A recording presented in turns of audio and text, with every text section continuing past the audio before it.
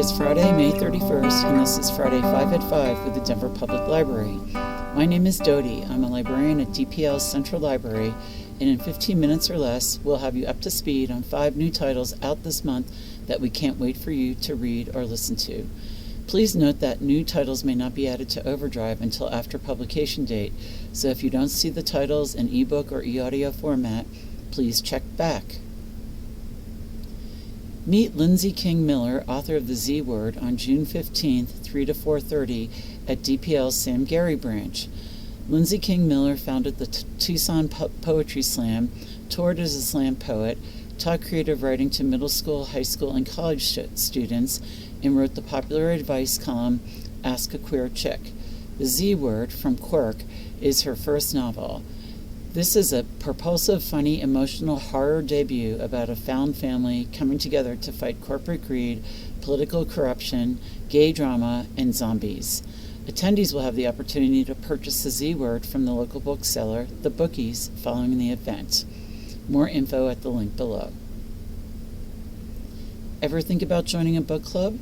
Denver Public Library has a variety of book clubs that meet around the metro area. Drop in once or become a regular. No Strings Attached, which meets at Park Hill Library and University Hills, is a sharing book club with no assigned reading. Las Comadres and Friends National Latino Book Club meets at our Corky Gonzalez Library in collaboration with Latino Lit to connect Latinas to literature. There is something for everyone. Check out all of our book clubs at the link below. On to the books.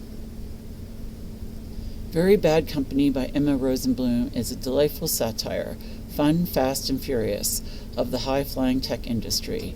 It has everything: drama, scandal, murder, humor, and a gorgeous setting. Every year, ad tech startup Aurora brings together its top executives for a weekend retreat, and this year it's in Miami Beach. The ensemble cast comes together under the direction of John Schiller, a typical tech bro and the owner of Aurora. Top execs include new events manager Caitlin, who isn't exactly sure what her job is, head of HR Deborah, who is secretly pregnant, and communications officer Olive, who's having an affair with the company president. But just when the second day has started and everyone is beginning to sober up, there's the announcement that the company has been sold, and suddenly everyone is, if not very, very rich, then quite rich. Then one of Aurora's founders turns up dead, having overdosed on cocaine laced with fentanyl. John insists the death was an accident, but the execs know better. Yet they're all lying and backstabbing, and at Aurora, no one is innocent. Think rich people behaving badly while still trying to convince themselves that they actually have a heart and a soul. What other secrets do the wealthy harbor? Check out No One Needs to Know by Lindsay Cameron. Murder mystery meets the Real Housewives in this biting domestic psychological fiction set on New York's Upper East Side. The story flips between the voices of 3 equally unlikable yet compelling women competing to get their 8th graders enrolled in an exclusive private school into the best boarding schools and then colleges. The women are ruthless and participate in a no-holds-bar anonymous app called Urban Myth, which allows the neighborhood's wealthy and self-obsessed elite to anonymously post about the intimate details of their lives. Then Urban Myth gets hacked. In the After Party by artist C. Arthur, 3 co-workers find their darkest wishes have come true, forcing them to team up to avoid unemployment or even prison. Venus McGee, Drea Carter, and Jackie Benson all work for the same firm and have all been victims, professionally or personally, of their sexist blackmailing boss, Rufus. After a frustrating work party, they retreat to Venus's apartment and vividly imagine the ways in which they'd like to murder Rufus. When Drea discovers Rufus's body the next morning, she's convinced she'll be arrested and calls on the other 2 women to help her hide his death. Their impulsive choices lead to more complications as they scramble to keep ahead of the investigation and stay out of trouble. Stardust Grail by Yumi Kitsasai has elements of all of the subgenres of science fiction readers might enjoy. Space opera, a dash of horror, space heist, and yes, a small Star War. After her last attempt at stealing alien artifacts went disastrously wrong, Maya Hoshimoto has settled down interning in Princeton's archives and working on her graduate degree, while her friend and partner in thievery, Uncle, remains amongst the stars, searching for the grail that might save their dwindling race. When Maya happens upon a field notebook key to finding the grail, she resists only momentarily before returning to Uncle. But Uncle and Maya are not the only ones on the hunt. The nodes that connect the Earth to other planets and the space-capable people are degrading, and the Earth's military coalition wants the grail to save their nodes. With Earth's military in Princeton and Yale faculty on their heels, Maya and Uncle race across many worlds, following in the footsteps of a human explorer who disappeared more than 100 years ago. But the farther she goes, the more her visions cast a dark shadow over her team of friends, new and old. Somebody will betray her along the way. Worse, yes, in choosing to save one species, she may condemn humanity and Earth itself. Paradise 1 by David Wellington is an action-packed sci-fi horror thriller that throws readers almost immediately into the action and never really lets up. Special Agent Petrov and Dr. Li Zhang are sent on a mission to visit the deep space colony of Paradise 1, which is, coincidentally, the colony in which Petrov's mother has been retired to, and check on its status and the people living there, and things don't end up quite going as they should. Readers looking for socially conscious sci-fi might want to give Assassin's Orbit by John Apple a try. On the eve of Planet Illyri's vote to join the Commonwealth, a government minister is assassinated. Private investigator Nu Oreki and spy Meiko Ogawa join forces with police chief Towa to investigate, and they discover clues to a threat humanity thought they had escaped. 2024 will certainly go down in the history books as a game-changing year in country music. Beyoncé is leading the revolution, becoming the first black woman to top the Billboard country album charts with Cowboy Carter, and also being the first black woman to top the country charts with Texas Hold'em. But Queen Bee is just the latest in a rich history of black country artists, and best-selling author Alice Randall is taking an in-depth look with her fascinating new book, My Black Country, a journey through country music's black past, present, and future. Country music had brought author Alice Randall and her activist mother together, and even gave Randall a singular distinction in American music history. She is the first black woman to co-write a #1 country hit, Trisha Yearwood's X's and O's. Randall found inspiration and comfort in the sounds and history of the first family of black country music, DeFord Bailey, Lil Hardin, Ray Charles, Charlie Pride, and Herb Jeffries, who, together, made up a community of black Americans rising through hard times to create simple beauty, true joy, and sometimes profound eccentricity. What emerges in My Black Country is a celebration of the most American of music genres and the radical joy in realizing the power of black influence on American culture. As country music goes through a fresh renaissance today, with a new wave of black artists enjoying success, this is a vibrant introduction to a new generation of listeners who previously were not invited to give the genre a chance. Too Much Too Young, the two-tone record story, Rude Boys, Racism, and the Soundtrack of a Generation, is by Daniel Rachel. Two-tone was black and white, a multiracial force of British and Caribbean musicians singing about social issues, racism, class, and gender struggles. Rachel's exploration into Jerry Dammer's two-tone label explains how punk reggae evolved to become the soundtrack of a generation. The Secret History of Black Punk, Record Zero, is by author-illustrator Reagan Buchanan and is told in graphic novel format, and is equal parts comic, zine, and liner notes for a killer mixtape. This is the first in a planned series from Buchanan, shining a light on the pioneering black musicians whose legacies have too often gone uncredited. The library's theme for June is Get Outside, Self-Care for Eco-Anxiety, 50 Weekly Practices for Positive Personal Change Through the Power of Nature by Rachel Cohen might just be the book to get you started exploring the great outdoors and finding your inner peace. A nature connector, spiritual life coach, and energy medicine worker, Cohen found herself feeling anxious and depressed about society's destruction of nature before a creative relationship with plants transformed her life.